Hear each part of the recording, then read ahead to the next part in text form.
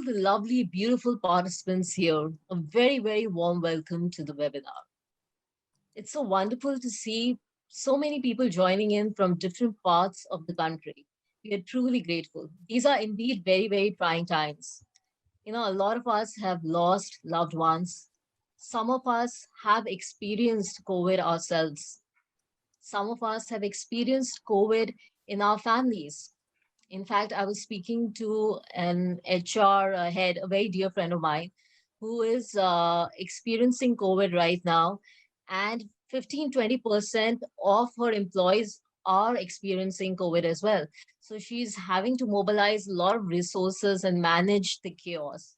These are indeed Wakka times, volatile, uncertain, complex, and ambiguous. So besides, the stress of the pandemic, there is a different kind of a stress that has happened, which is strong concerns regarding mental health issues. And I would like to, just state some data from the telemedical app Practo that said that, last year between October 2020 to December 2020, they reported to have an increase in their in their mental health queries by 665% compared to the previous year. And most of the topics were around anxiety, panic attacks, stress. So there is a strong concern around mental health currently in India because out of all the queries that were there, 60% were from Indians. In a scenario like this, there's a lot of anxiety in the collective. And how does one really deal with this anxiety? And that's why, from the ODA perspective, we have now created a small initiative, bringing some wonderful experts like Dr. Anukriti, Dr. Jyotirmay. Dr. Anukriti is a consultant psychiatrist from WIMHANS. Dr. Jyotirmay is a neuropsychiatrist and a TEDx speaker. And along with me, we will be discussing some thoughts and solutions on how to reduce employee anxiety. But before we go on to discussing those thoughts and solutions and sharing insights, I would like to begin by asking you all, how are you doing? Actually, I'm not going to ask you how you're doing. I'm going to ask you, how are you feeling right now in this moment? And for that, I'm going to use a barometer, a metaphor of a traffic light. And Gulin, if you can just have that image put across for us to just access our feelings in the here and now.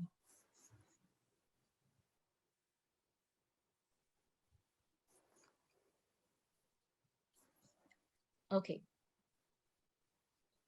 So if you look at this image of a traffic light, there are three colors here. The green is go, you're feeling relaxed and calm. Between green and yellow, if you're feeling a little anxious, a little restless, the yellow is, the need to slow down because the anxiousness, the restlessness, the concern is stepping up. And between yellow and red, you're feeling very overwhelmed and very anxious, and there is distress because red could be the red flag. So, just to take a brief moment, just connect with yourself and see what is the feeling that's there right now in the here and now. Is it green? Is it between green and yellow? Is it between yellow and red? Or is it any of these three colors? So just connect with yourself and you can just type in the chat box. Colleen, you can stop sharing now.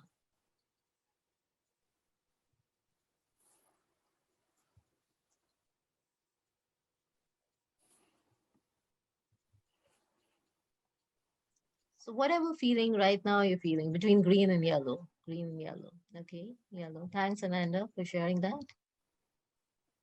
Green and yellow. Okay, yellow. Okay, yellow. Between yellow and red.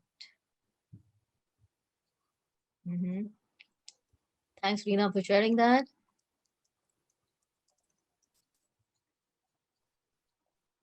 Yellow and red. Thanks, Madhushi. Thank you so much for sharing that so honestly. Between red and green. Okay. Thanks, Aisha, for sharing. Any other quick responses around that?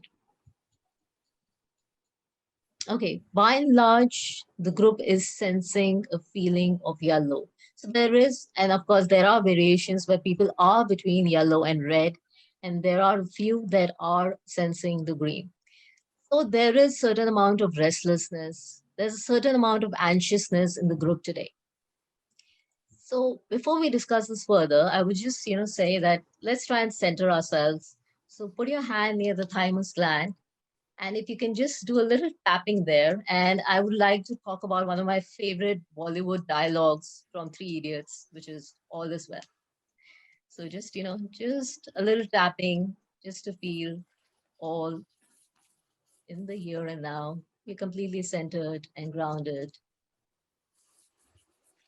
Okay. So just this tapping on the thymus gland to center ourselves. All right. As you are experiencing this restlessness, anxiousness, there is a lot of anxiousness in the collective. There is a lot of anxiety in the collective. But with employees, what does the anxiety really look at? So there could be a manager that is working with an employee, and that employee is completely engaged, very productive, and suddenly in the next week you see that the productivity goes down, the involvement goes down. So what really happens? Why the shift? Because employee anxiety is something that's not really visible. What is visible, what can be measured is probably, the rewards, the performance, the targets, but not what really is going on. So I'm going to use a metaphor of an iceberg principle to demonstrate this a little further. So Gulini, we can just share that slide. Now, if you look at the iceberg principle in anxiety, only 1/10 of it is visible.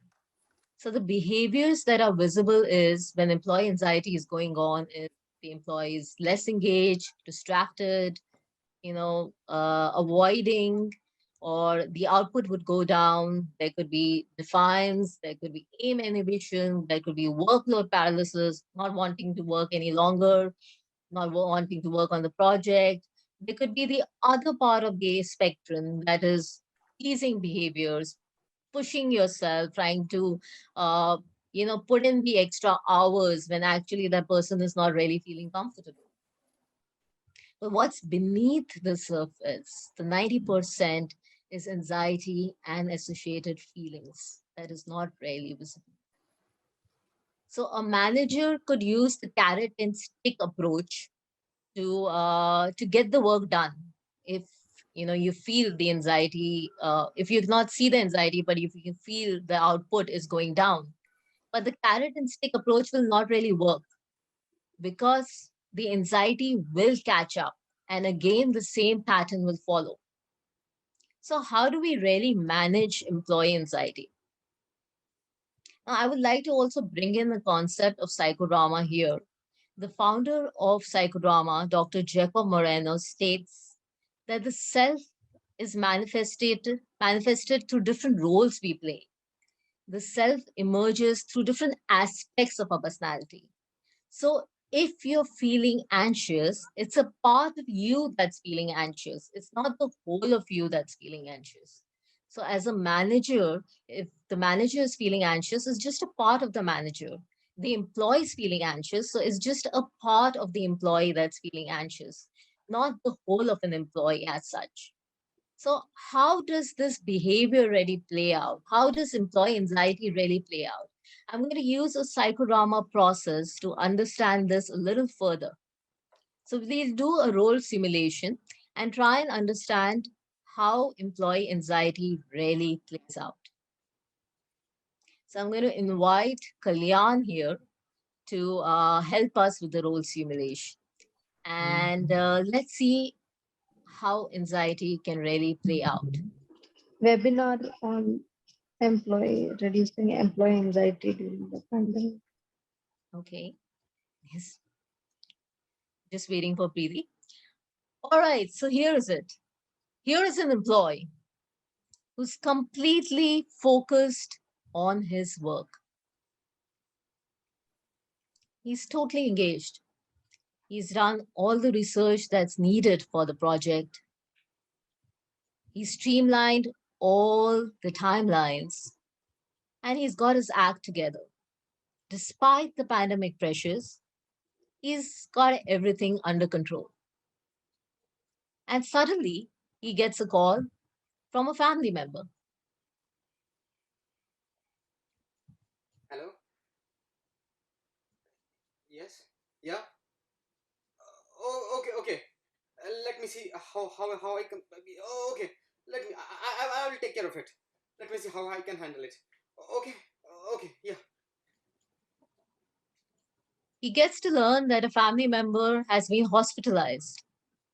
And he starts feeling very helpless and restless. He can't even travel and help that family member. And while he's dealing with all of this, he gets another call from a team member. Hello?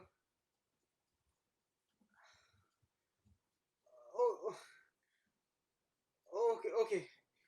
Okay, let me figure out something else. Yeah, yeah. Okay. Now he gets to learn that his team member cannot give him the information that he needs to complete this project because his team member is suffering from COVID. Suddenly, anxiety starts playing out and he starts feeling very restless, somewhere between the yellow and red barometer. Let's see how this anxiety plays out and how this part of his personality that's anxious plays out.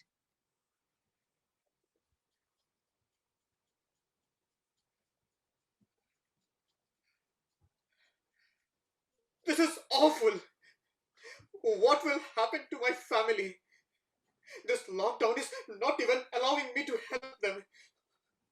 What if they need oxygen cylinders? What if they need beds? What if I don't get to see them? Oh my god. This work from home is completely a different pressure to me. It's becoming harder and harder to manage the professional life and the personal life at the same space without letting one affect the another. Oh, I don't think I will able to perform this project. But if I don't perform, the project is not gonna work out. Nothing I have done so far is gonna matter. My job is at stake, my life is at stake. And if I fail, how will I build my career? How will I look after my family? Relax. Wait. Breathe for some time. Yeah? Let's do it together.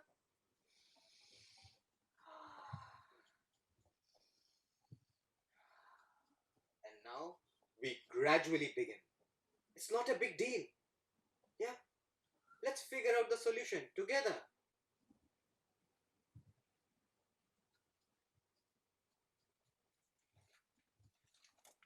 Knock, knock. What did you think? I left? No, no, no, no, no. Did you see today's newspaper? Did you see the rising number of cases in the city, in the country, in the world? Oh, this rising number is really bothering me. What if something happens to my children? What if I fall sick? If I fall sick, who will look after my family? If I lose my job, how will I pay my EMI? Oh, no, no, no, no. This is so overwhelming. I feel like running away. At this moment, I won't be able to take up any project. I won't be able to perform. I need a break. I don't know what to do.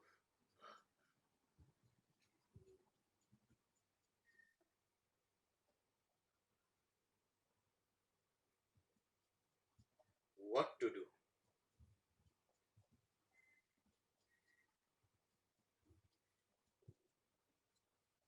All right.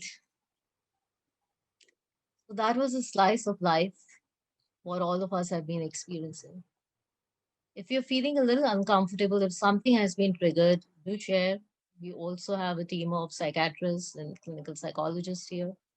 But how many of us are people managers here, are managing a team?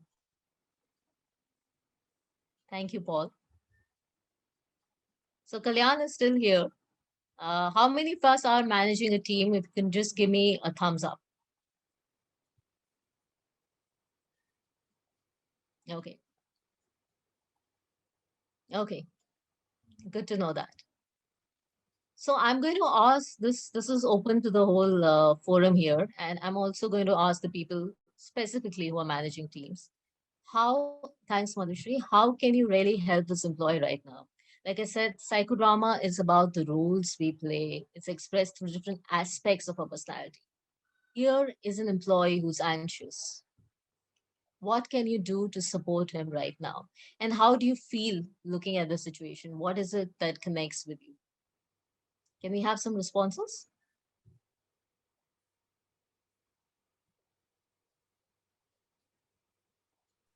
Arandhya. So one of the things that there is a sort of helplessness. Mm-hmm. The reason why I'm saying this is because all of us are operating in a virtual setup. It's not even in person. So that Yes, itself is kind of gives a distance, because the other person will still think that you're not understanding my situation exactly. absolutely. So I think it's about how do we reinforce the thought that we are able to understand the situation, Mm-hmm. and any support system. Like for example, in my team, I have told, not that it has to be in any untoward situation, even in a regular day of work, I have asked them to take sufficient breaks, just to go out, stand out, take a deep breath, and it's not that it has to be only during lunch break. But in such instances, I think we can probably free up on the office aspect or work aspect, so that they can really focus on the issue they have at hand. Wonderful. Just a thought. I'm not saying that this will be an Yes. ideal situation, but just a thought. So, thank you so much, Ananda, for sharing. And we have had some more participants who are sharing. We are talking about empathizing. We are talking about taking a break, helping the employee take a break. So, any other sharing? Any other sharing? How did you Oh, feel when you saw this? What is it that came up for you? And if you're feeling uncomfortable, do share that. We have a team right now to make you feel more comfortable right now in this situation. oh. So, Hello, Mishti, can I Mishti ma'am. share? Uh, Yes, Shalom, definitely. so, my immediate response to that was, my part e- exactly got awakened that way. That, part of me, which was earlier calm, became anxious for a moment looking at Mhm. this whole experience and the way Kalyan was portraying. And when he took out the mask, that was the moment when, that even that thought came that, yes, there is a choice to take a deep breath and first calm myself, and then only I will be able to empathize with my employer, my colleague, or even myself. And then second part that Mhm. within me got away a kind of triggered was a little unconscious bias that if Kalyan is somebody with whom I have worked previously and he has performed the best, then I was able to empathize a lot. And when Kalyan is somebody with whom I am worked a little, then a little part was coming that is the person really feeling it, or is it the kind of situation that is in the ground, and that person is just not able to calm himself or herself. So this was my experience. And now when you spoke, Mishti, after Kalyan just got out of camera, then I was back in my shoes. So it took a while Sometime. for me to Okay. even absorb and uh, uh, uh, catch those parts of me. So thank Okay. you for bringing this. Shalu, I'm just going to park here. You said to accept or to deal with those parts of yourself. Now, just to elaborate on that learning, when we talk about the psychodramatic concept, like I said, not all of us is anxious. Like, not the whole of Shalu is anxious. It's just an aspect or a part of Shalu that's feeling anxious, right? So, Right. what we need to do is acknowledge that part of us that is feeling anxious through processes of journaling, accepting, self-talk, and many other processes which our experts psychiatrists will be talking about. But the learning here is not to deny yourself, not to shut that part of you that's feeling anxious, but giving it a voice. Also, when you spoke about bias in terms of, if it's an employee that you worked with earlier, or what your relationship with the employee is. When I spoke about the iceberg principle, the context was that a lot of us don't really share what we are feeling with our managers because of the fear of being judged. So we keep it within ourselves. There's always that bias that plays out. And if we can just, create a lens which says that it's not the employee that has a problem. It's just that aspect of the employee or ourselves that is anxious. So there'll be a greater self acceptance out there for ourselves and a greater acceptance for our team members as well. So just some thought on that. And we'll have solutions also coming in. Thank you so much, Shalu, for sharing. Anyone else? One last response on what Yeah. triggered for you and how you would like to. Can you speak my name? Hello, Mr. Ma'am. Yes, hi, hi. I didn't Yes. catch your Akash, name. it's my name. It's Akash. Okay. So Akash it just shows us Antina. home of beautiful something. So I'm sure you Yeah, have a very I'm so beautiful sorry. home. It's yeah. So first of all, I would really like to congratulate Kalyan because he portrayed the situation, he portrayed the person, he portrayed those emotions so very well that we could actually find ourselves in his shoes, like practically, experiencing Mm, them, especially people who are sensitive, very yes. sensitive. So Thank you for many sharing times, that. thank you. Many times we fail to observe that, when you're working, if the current situation is about working from home, so Hmm. reaching out immediately to our higher authorities, like where we are working or whom we are working for or whom we are working with might not be possible. Hmm. So we might just drop a text that, hey boss, there's some emergency situation and I'm not able to finish the project or cater to your expectations as of now. Okay. And Yes, so I really absolutely. think uh, in those situations it's very important to give the employees their own space, letting them know that hey, it's okay, take your time, your like जो भी आपका emergency situation है, it has a more clarity than the current social. It's very important to build that space with the employees. Definitely. Also in yeah, also in longer periods, I think because like what Kalyan quoted is the new normal, as we say, Hmm. कि ये अब सारी चीजें normal हो रही है. Hmm. But it also poses a risk of developing a mental illness if the stimulus is presented over a longer period of time. Let's say like जैसे उन्होंने कहा कि अगर ऑक्सीजन सिलेंडर नहीं मिल रहा है it's not just about a moment it's gonna continue might be for hours for days there's gonna be a lot of anxiety trauma associated with it. So I personally think that having a counselor at least or a clinical psychologist to provide intervention and regular counseling or therapy on their part is equally important while keeping the check on the employer on regular basis. Wonderfully said. Wonderfully said. And, we are bringing immediate solutions out there because we have two fantastic psychiatrists with us right now who'll Yeah. be talking about solutions. So there's been great sharing by the group, and kudos for that. Wonderful sharing. So I'm just going to talk about certain processes that managers can do because this is just a webinar. It's not a full-fledged program. So uh, forgive me if I'm not able to dig deeper. That definitely would happen when we get an opportunity to do a full scale program. But some quick insights we'll share. So Gulin, if you can just share the next slide, and I'll share a quick insight and then hand it over to our fantastic experts to bring in very scientific insights and solutions.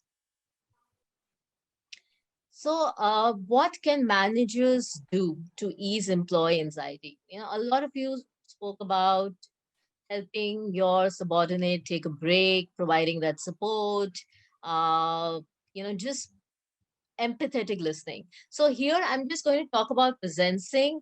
Of course, there's problem solving, there's paraphrasing, but we don't have that much time right now for that and the platform. So I'm just going to talk about presencing.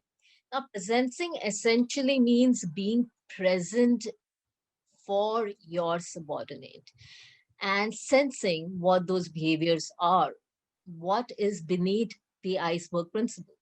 So, one way one can do it through check ins.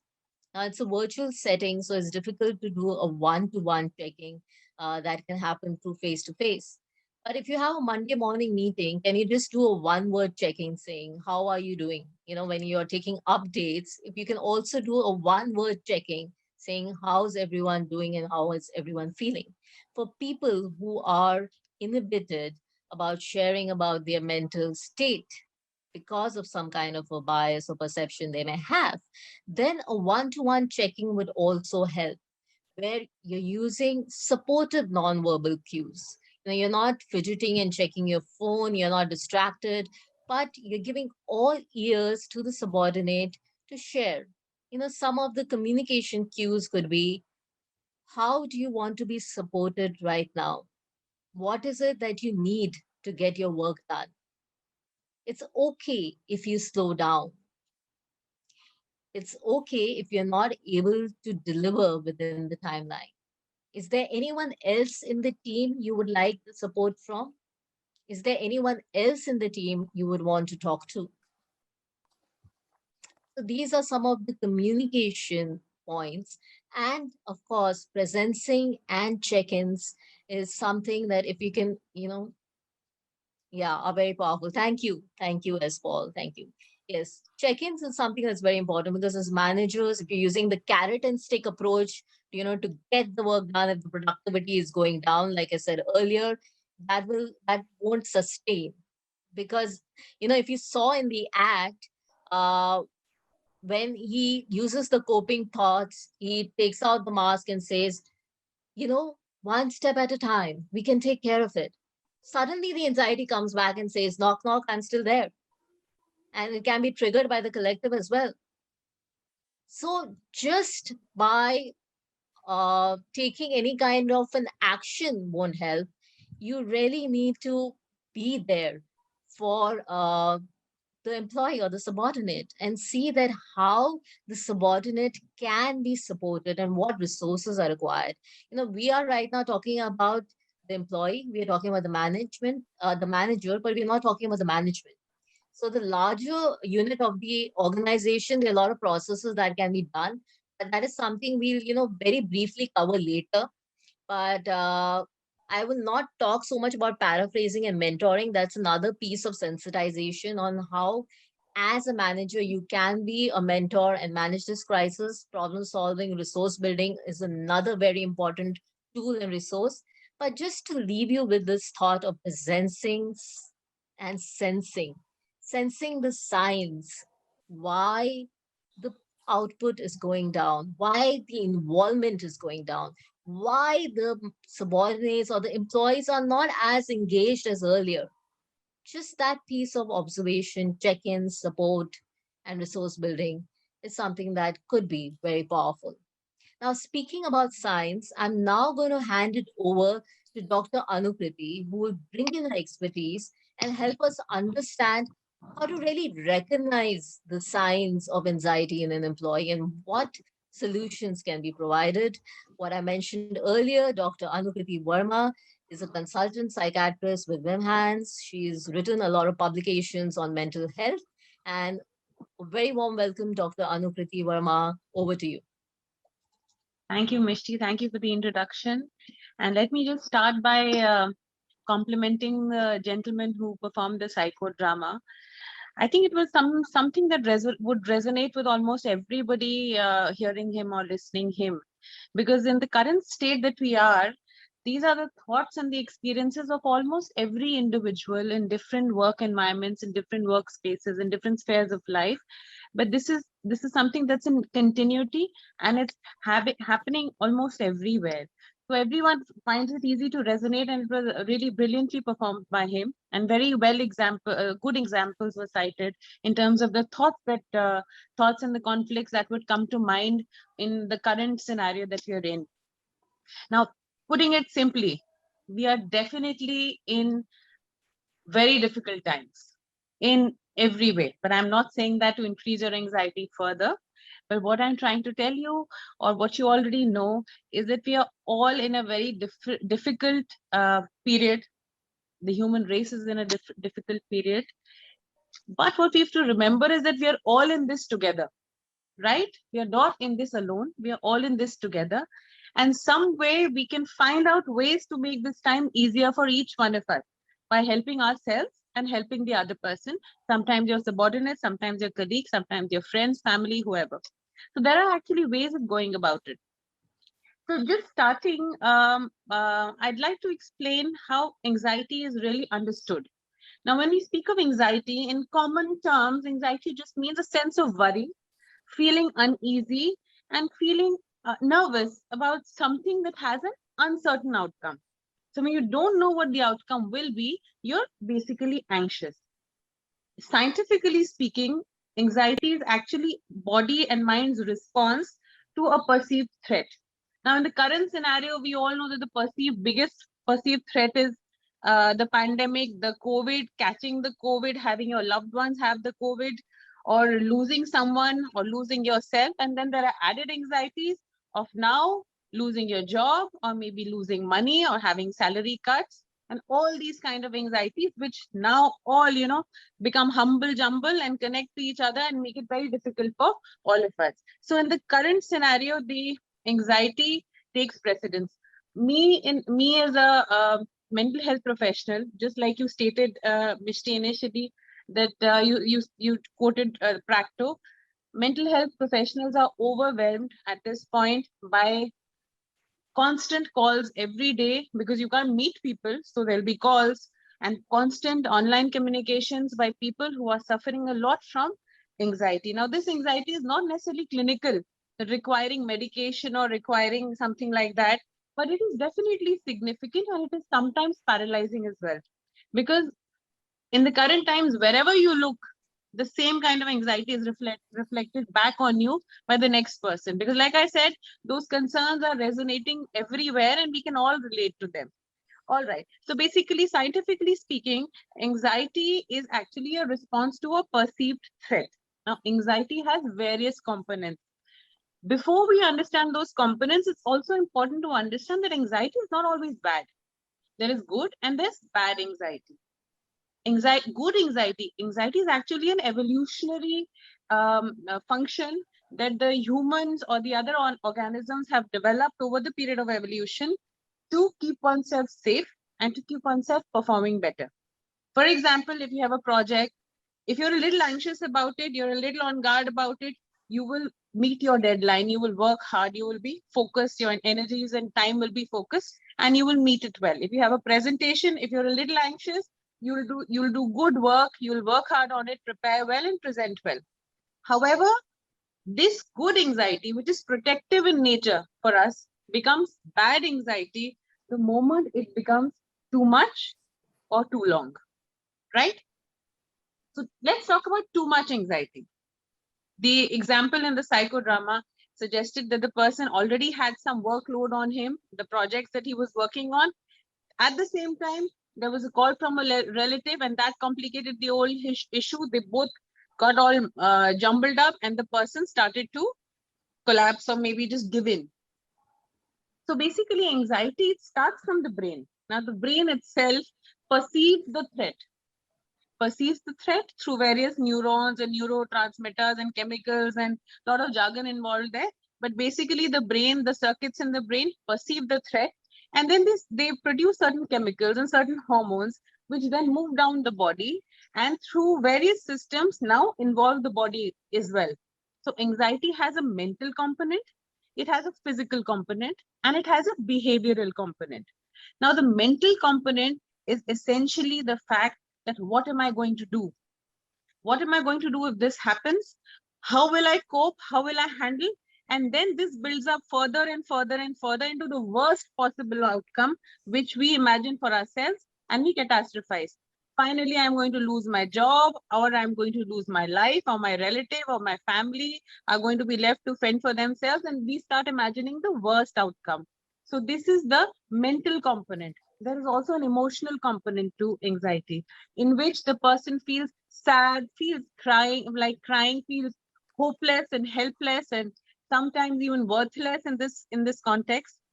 And then there is the physical component of anxiety, which involves us feeling jittery, literally having shakes and tremors, for us having dizziness or sometimes fainting, sense of nausea, vomiting, going to the loo repeatedly, not being able to eat, not being able to sleep properly. So these are various physical components of anxiety. And then is the behavioral component. When you start thinking on these lines and you start experiencing these physical aspects also in anxiety, then you have the behavioral response. Behavioral responses in which either the person completely gives up, or the person freezes, or the person has active avoidance of that situation completely. That don't mention COVID, I will just not watch the news, I will just not take calls from work, I will just not do anything. So these are all the behavioral aspects of anxiety. So there's the mental, there's the physical, and there's the behavioral. So once this anxiety is broken,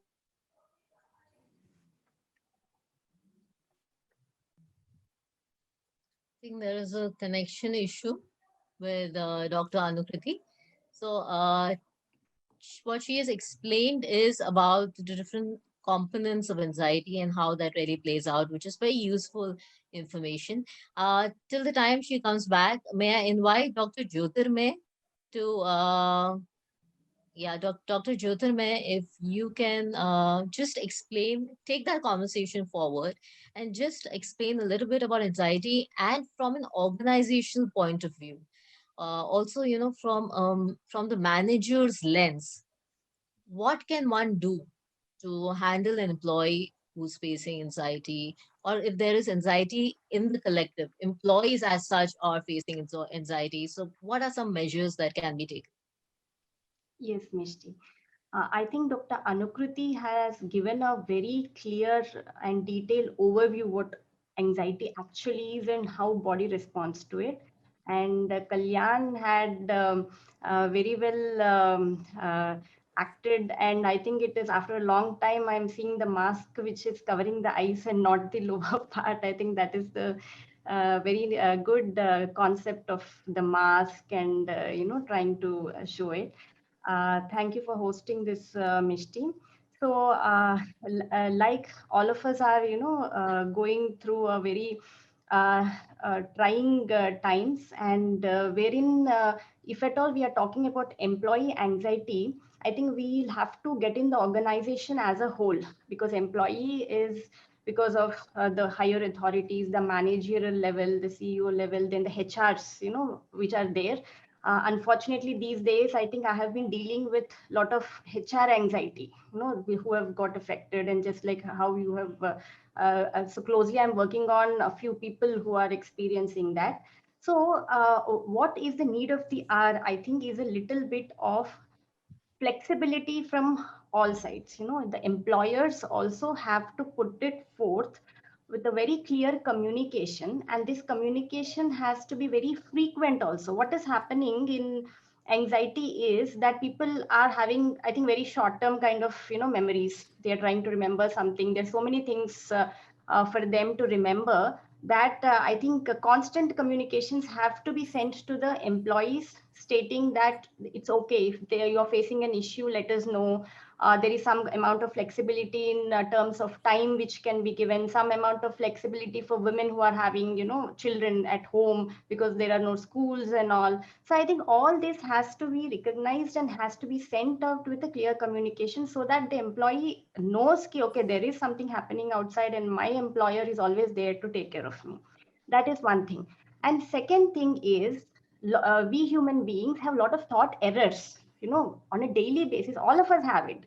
But during the pandemic, what we have seen is certain thought errors have increased a lot. Like Dr. Anukriti had mentioned about catastrophizing. If something happens, a small event or small body pain, or let us say the project's deadline is after 1 week and now today something happens, and then you completely catastrophize thinking ki everything is gone, I'm going to lose my job. Second thing is mind reading, which commonly we see between managers and the employers. The employee, based upon their personality disposition, if we see, there are few people who talk a lot, but there are few people who are the silent ones. You keep on like ants. They're very hard workers, but they don't verbalize much. They won't communicate much. So here, sometimes they are missed on.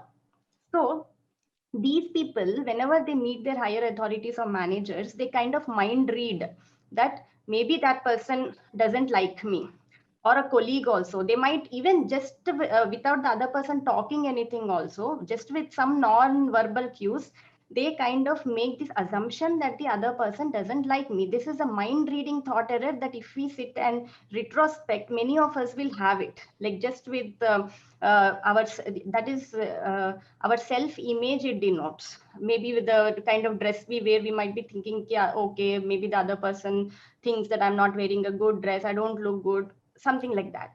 Third thing is the black and white thinking, which is a thought error, which has also become quite common.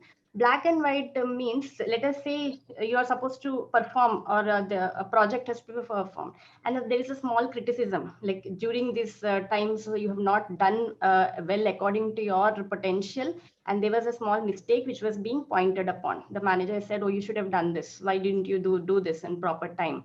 That particular thing, that one small criticism you take on to think it is a black, a black mark on your career, and you tend to, negatively go in that cycle of, okay, I'm good for nothing, I think I'm good for nothing, and I think eventually I'm going to lose my job. So these are some of the thought errors which are getting magnified during the pandemic. So I think we have to identify whether we are facing such thought errors in certain situations, because mostly the anxiety or the emotion aspect come from these thought errors only. When we start thinking like this only, the emotion comes.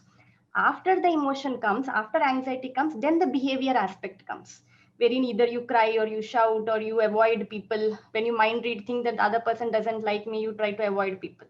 So this is the cycle. Based on the situation, a thought error comes, then the emotion comes, then the behavior comes, and then the consequence comes. Consequence of you not performing well, or you really, because you have already thought that you're a bad performer, and you stop working hard as well.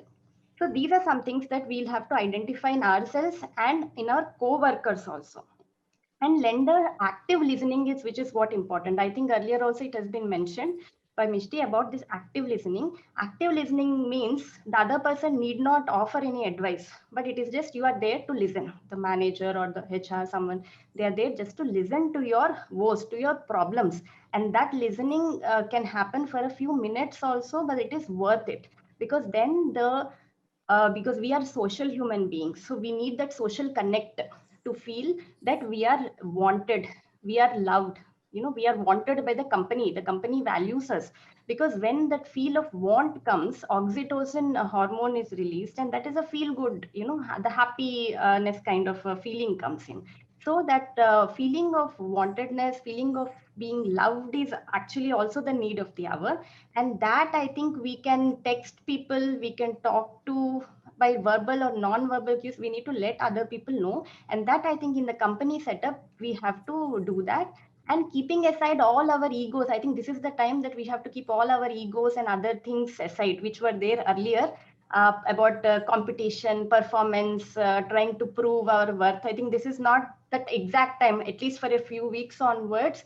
We need to little bit slow down. If we are not able to, maybe we need to delegate that work to someone else. Let the recognition for that project come to someone else. Because I have seen few people who are taking on too much load. They have this disease to please, and they are not able to say no. They are taking up too much load, which is actually completely burning them out. So I think it's sometimes you might have to step down a little bit, delegate some of the works to your other colleagues and employees, take help. I think that is something which is going to help out.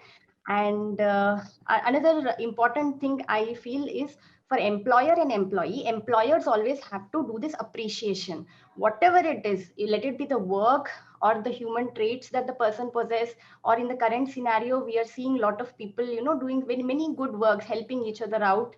So at least in every weekend, just put a note to each and every employee what their positive worth is, what they're worthy for, appreciate them for that, because that is going to increase their dopamine levels, serotonin levels. These are all, feel good hormones which will reduce the anxiety symptoms. And for the employees, what they will have to understand is gratitude. They will have to be grateful that I have a job now.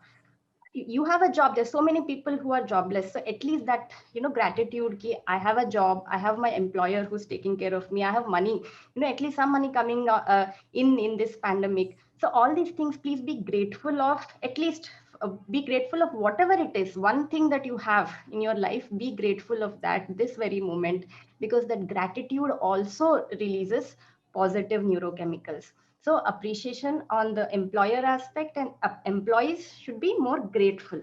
And other strategies of trying to eat well, sleep properly, allot proper time, and slow down and think, all that works out. But there is another aspect that also I want to point out, which we call as defense mechanisms. Defense mechanisms is what we all human beings have to reduce our anxiety levels unconsciously. These are all unconscious mechanisms. Whenever a person, we become anxious, we tend to employ them. Most commonly we see when related to this work-life balance or work from home balance is displacement, which is a defense mechanism we are seeing. Displacement means it is letting go out of our emotions or frustrations or impulses on people who are less threatening. Okay, this is very, very important. People who are less threatening means it could be for the spouse, who might not, or it could be the children, it could be our subordinates. Okay, maybe we have no energy to go and fight or argue with the boss if there is some problem with the boss, and then we get completely frustrated, and that is displaced on some other. So let us recognize if we are doing it quite often, more often.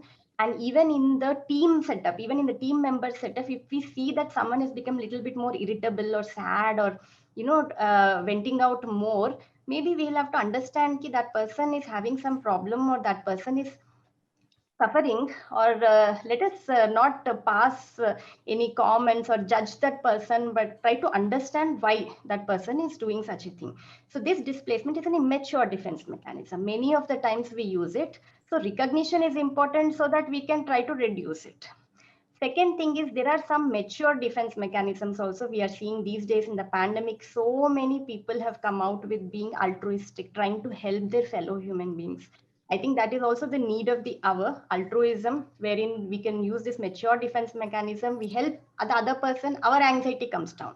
So help your co-employee, or the help your, see, even the HR, if we see, they are used to all 24/7 used to only hearing complaints and trying to manage this and that. So somewhere even their mental health is taking a toll. So I think we have to also be considerate, before putting our woes to the other person. Instead of a complaining kind of a nature, maybe just stating this is what is the problem happening, and trying to reduce our emotions while venting out the frustrations in front of other human beings, because we are all fighting some battle over here. So almost everyone is affected in the similar way. So trying to empathize with the other person, trying to understand, and trying to find humor also in some settings is very important. Like, let us say there is some embarrassing situation happened in the team, and then instead of brooding over it, instead of crying over it, ki, I got embarrassed and all that, and maybe, okay, this is a funny moment, I'll share with my kids later, this is a funny moment that happened and all that. So I think these are some of the things that we need to understand and we need to be grateful of. And finally, if sometimes because of this burnout, what happens is we keep on working the whole day. The employee keeps on work. Somewhere the purpose of that work is left behind. Because initially when they join the job, it must be with some passion to do something to the society, something to himself or herself. But somewhere down the lane, it's only about earning money, how much salary is coming and all that. Maybe give some time and sit and think about what actually is the purpose of your life and what good things happen because of you to the family, to other people, so that you will find yourself also that there is some purpose of your life. It's not that it's just running around, some purpose of your life. And I think it's not just a short while, we will all cross through this phase, but supporting and helping each other out is the need of the hour. Thank you so much, Dr. Jyotirmay. And that's a wonderful note, that supporting and helping each other is the need of the hour. And that's what organizations are also doing. They are creating various support systems, they're mobilizing different resources, their task forces that organizations have mobilized. In fact, Swiggy created a 4-week work week in the month of May so that people could spend time with their families.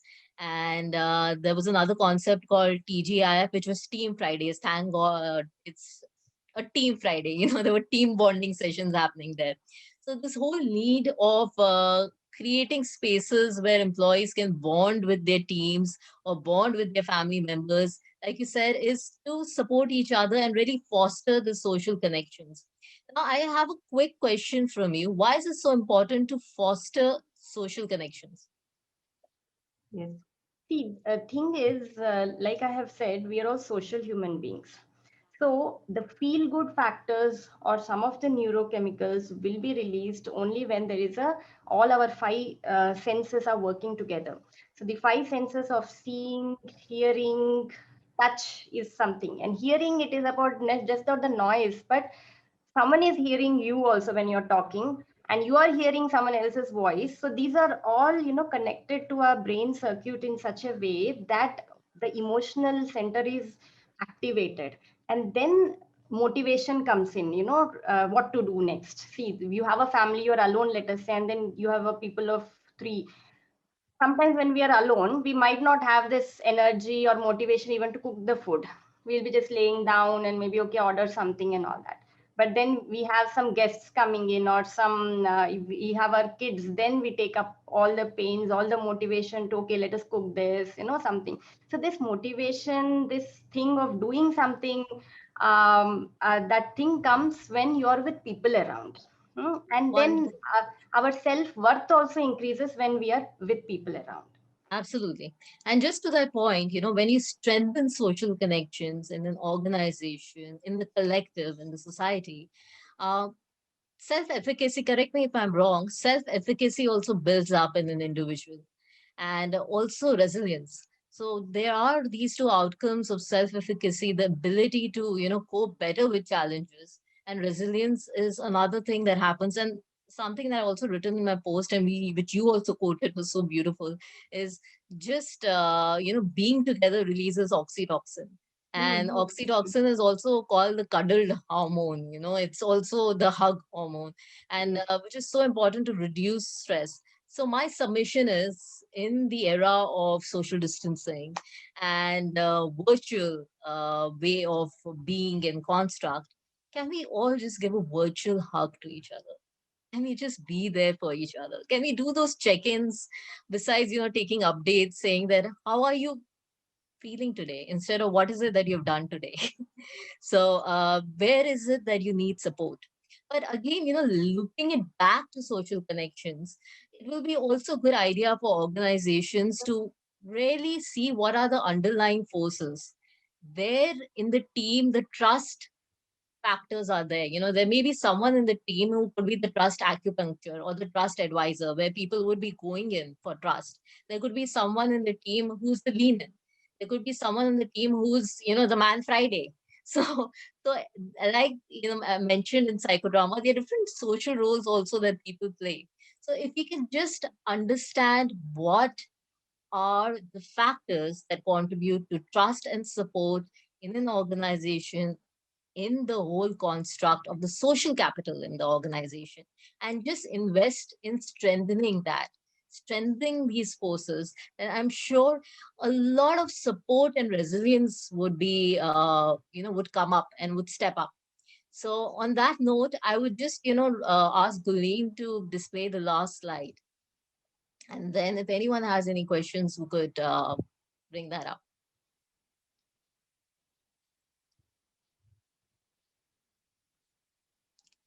Now, if you look at this picture, I would like to begin by saying that man never really grows up. He only learns how to behave himself in public. So this picture was taken at a Montessori school in a sharing circle at Detroit, where this girl, during the sharing circle, very naturally put her head leaning in onto the boy. And the very natural response or reflex of the boy was to put his arm around in support. So with children, social support is so natural. And it was titled as The Age of Innocence. So in the age of the pandemic crisis, can we bring back that age of innocence and connect with our team members with more support rather than, transactional connections?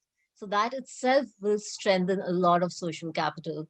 And I would just say that currently the mind is with fear. There's a poem of Tagore that says, where the mind is without fear and the head is held high. But currently, the mind is with fear. But if we are together strengthening social capital, then the mind will be without fear and the head will be held high. And into that heaven of collective identity, let us all awake. On that note, of strength and resilience, of hope and happiness, I would invite anyone, if they would have any questions, any responses, please do feel free. Dr. Anukriti is still having network issues, so it's difficult for her to log in, but she shared some beautiful insights. So anyone would like to ask or share anything, we have 5 minutes before we close. Hi, Mystery. Alok this side. Yeah. So this pandemic has taught us, the most beautiful things in life, a fresh oxygen, connected to the nature and rebuild the relationship part. Uh, so important. We just got mess up, and how much important is it just to talk about your personal life with your professional friends, because after all, a large part of your life is going to be working. So that is taught to us. Sometimes we think, okay, why sharing that with us? It's nothing to do with our project or some timelines. But now we know, like how to understand mind of people is happy or not. So now we really feel to talk, hey, how are you happy? How is your friend doing, or family doing? So now I feel good, I feel like I'm part of a bigger organization in a very good aspect. So that is the thing. It makes me feel good. And I would say HR has done really good work. When the organization was not having hope, the HR has said, okay, no, we can bring it, we can do it. So that really, it makes me feel good. Yeah. Thank you so much, Alok, for sharing. Thank you. Anyone else would want to share or ask any questions? Yes, Madhushri? Yeah, I'm just going to try to put my video on. There's not good light, but yeah. Okay, so hi, thank you so much, Jyotirmay and Mishti, and for such a great session so far. My question is actually, from a very human resources landscape that I've been experiencing. I would rather say as an amateur, because I've just begun my career. It's been 2 years, but in the current situation in the pandemic that we're in, unfortunately, even when we try to make a social connect with the employees, we have a larger team of 40 people under us. What's really happening is there's some sort of unconscious bias that comes in, despite being from a background of psychology, in the performance evaluation. And unfortunately, the dual identities that we play, which is a personal and professional, even while we are exposed to a professional work, because we are at home by virtue of being home, which is an entire work from home environment, it's very difficult to sort of reinforce within the employees that we are not thinking otherwise. We are taking them as a person, and whenever they are trying to share something that's coming a hindrance in their personal life, it's not very easy for them to believe, even given the fact that even if there are any previous performance evaluations that they've not done well in. So how do we sort of help them out despite these biases that come in our heads, or probably their heads for that matter, both the ways? I hope That's a very good question, Madhushri. And biases are something that very naturally come up because we are trained as managers to think through filters. right, yeah, And then, like we used in the psychodrama, the concept of mask. Everyone wants to mask their real yes, self with the fear of being judged. yes, So that, to begin with, one needs to take that as a given that this would happen. I mean, that is hmm, something that, you can't really sensitize people to overcome their biases through conversation. One has to start with the premise that this is a given. But there needs to be some trust building exercise that will reflect in a pattern. That, if people are sharing, you encourage people to share, you create safe spaces, and emotional safety is right, another concept where people feel safe to be right, vulnerable. They feel right, safe to be authentic. And if sharing circles, if listening hmm, circles, if a culture can be created about listening circles, then right, somewhere you're creating the shift there.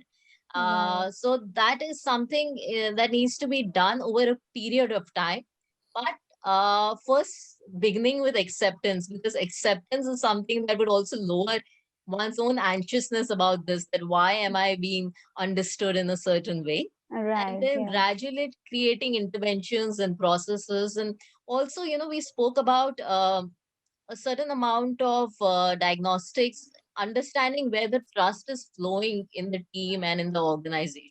There would be certain right, trusted advisors, there would be yes, certain lean-ins, there would be certain man right, Fridays. So there is a concept of psychodrama called tele, where there is an interwoven thread that connects all of hmm, us. So probably just right, understanding that if you are not being seen as the trusted advisor, who is the trusted advisor for that person? Where is the trust right, acupuncture? So it's a process, it's an intervention, but it all begins with the self. So with you, I right. think it should just you should ease your own anxiousness around it, and just come with the premise that you're doing a great job. And just the fact that you're making this effort itself is fantastic. So Thank you so kudos for much. that. Thank you so Yes. much, Mishti. Thank Dr. you. Jyotirmay, would you want to add something to that? No, I think that was well put, Mishti. I think, see, a mother of two kids herself, just with two children at home, you find sibling rivalry.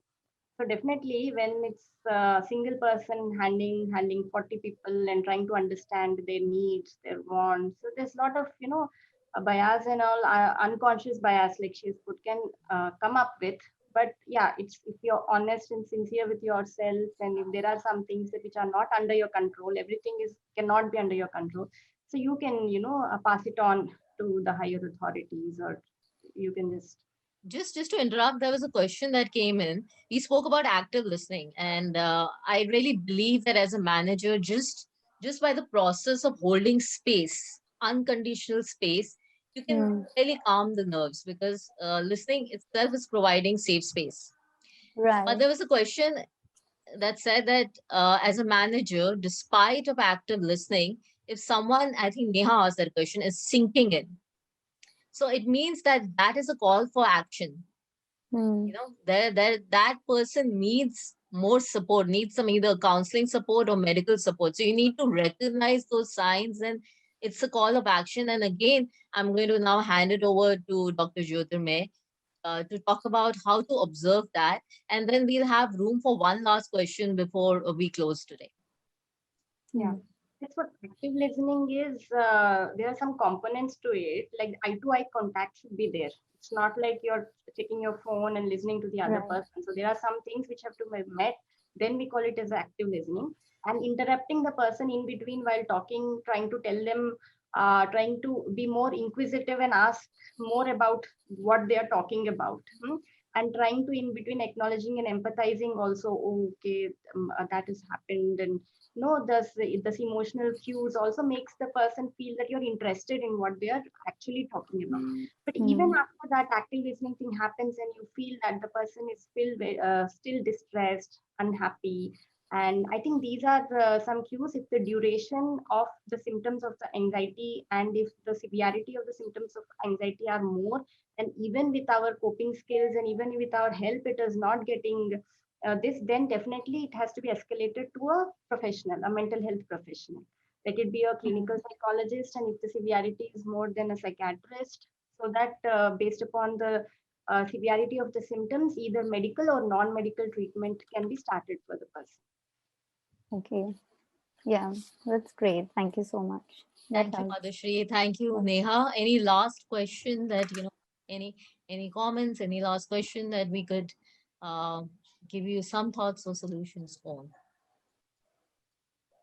If I may, Yes, Aman? I actually had a question for the mental health expert here, Dr. Jyotirmay. Thanks a lot. I was curious. You actually put out some very interesting things that the individual can do, and what managers can do. I was curious. While people know this, what are some of the cultural or organizational or systemic things that get in the way of actually implementing some of these things that might be common knowledge? Any thoughts on that? Yeah, I think, Aman, as we all know, so all have this component. We human beings have this component of ego, feeling of supremacy, which is there in every person, in spite of the IQ levels being different. But the sense of feeling superior, the sense of I know everything. Why should I, listen, or why should I listen to you, or why should I go and seek for help? That particular feeling is there in few individuals. I'll not say everyone. And for few, that sense of feeling that if I ask for help, then I would be sensed as weak. If I tell that I can't do this thing in so and so deadline, then maybe my competency will be questioned. So all these things make them to pull back and hide the real you. And somewhere these ego conflicts are something which is causing all this.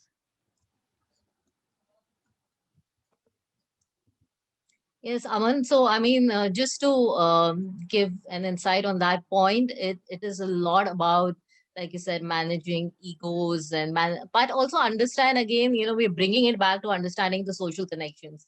Where is the trust flowing? And also, taking it to the other spectrum, where is the mistrust flowing? So, you know, because there will be certain drainers also in the system. So trying to understand, and when we do sociometry in psychodrama, we know who's the star and the one who's being isolated. So these kind of forces are really important to investigate, understand, and really validate how this whole process really flows. So any other questions anyone would like to share? Anything? And Neha, thank you so much for your comment, for appreciating the session. We are very grateful. Thank you so much. Anyone else before we close today? I think I just want to thank for this session. It was a lot of perspective sharing and learning as such. So thanks a lot to the ODA team. And it is also nice to see my batchmates back. So that kind of also makes me happy. Thanks a lot. Thank you so much, Ananda, for your active participation. And thank you. We're grateful. Thank you. Thank you. Thanks. Okay. Any last questions? Thank you, Ramya, for your appreciation. Thank you. All right. Thank you all. Aman, like his name is always about, a lot of positivity, and he really fosters great social capital. So thank you, Aman, for that. Okay, what's the worst part of a session besides the technical issues and all of that. Can anyone tell me what's the worst part of any session? Thank you, Charlotte. Thank you. The Having to worst part, go, yeah, having to go. yeah, Matlab that when the social connection starts breaking. yes, absolutely. The wireless connection starts breaking actually socially, because like I said, the concept of psychodrama, there's a tele that's going on. We already have connected together in this space. So I'll do a quick check-in right now before we close. Remember the traffic light that we used as a barometer. So where are we right now? Are we at the green? Are we at the yellow? Are we at the red? Where are we right now? Just give me some quick sharing so I know how our beautiful people out here are doing before we have to say bye. Ouch. Always hard to say bye. Just some quick sharing. Where are we right now? So the green from yellow towards green. Okay, lovely. Lovely. So the green is if you're feeling relaxed. Yes. The yellow was if you're, feeling a little anxious, yellow to red. All right. Oh, wonderful, wonderful. Closer to green. Lovely. Lovely. Okay. Thank you, Namita. So, at the beginning of the session, there were a lot of people from yellow to red, and then we've come back to green. And the green is a color of rejuvenation. Mother Earth is green. And nature is green. So let's, before we close, let's just connect with the green in our own lives. The green of rejuvenation, the green of Punasrijan, the green of hope, the green of a beautiful future ahead in a world of strong social connection. More power to all of you. A lot of love to all of you.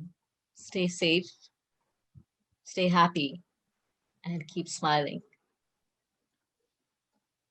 Okay. And Kalyan, thank you so much for the psychodrama piece. He had a lot of difficulty today. We've been doing crisis management since morning, but it's his commitment. He believes in that dialogue. एक बार मैंने commitment कर दी तो मैं अपनी भी नहीं सुनता. So despite his problems, he's coming.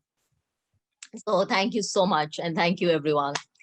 And God bless. And unfortunately, we'll have to sign off right now. But thank you for your time. Thank you all. Thanks. It was a great session. Thank you. Thank you, Ananda. Thank you. Thank you so much, Mishti and Jyotirmay and Kalyan.